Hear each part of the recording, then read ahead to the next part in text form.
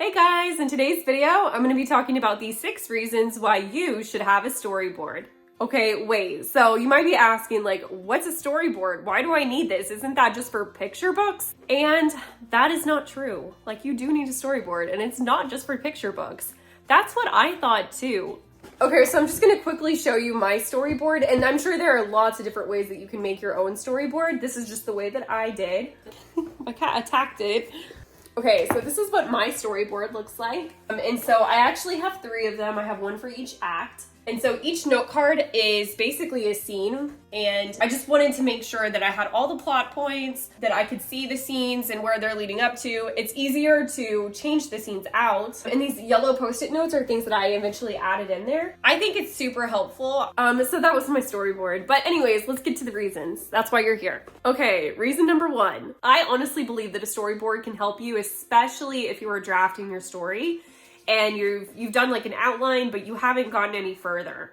Because I feel like if you can really get the storyboard the way that you want your story to be, when you put your fingers on the keyboard, you're gonna have a roadmap that you can follow. So you don't have to be like me and just like winging it and seeing what happens to your characters as they go. You are gonna have a legit plan. I know I'm what they would call like a pantser or discovery writer, which is basically like, I'm not an outliner. I can try to outline, but I just end up going rogue and not following my outline. Okay, the second reason is that it can help you make sure that you have all the plot points or story beats for each act if you're intentionally writing them in or making sure that they're there before you start writing it.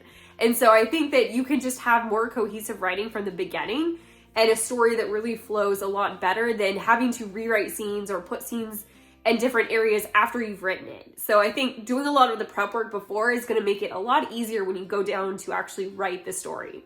Okay, the third thing is that you can color code stuff. So like, for example, you can color code your note card. So each scene, if you have different points of view, could be a different color for one for each character. You could add post-it notes like I did, and I have yellow post-it notes for new scenes I want to add in. You could do green post-it notes for like the plot points or story beats, just to make sure you know where each thing is happening. Those were just some ideas. You don't have to do them.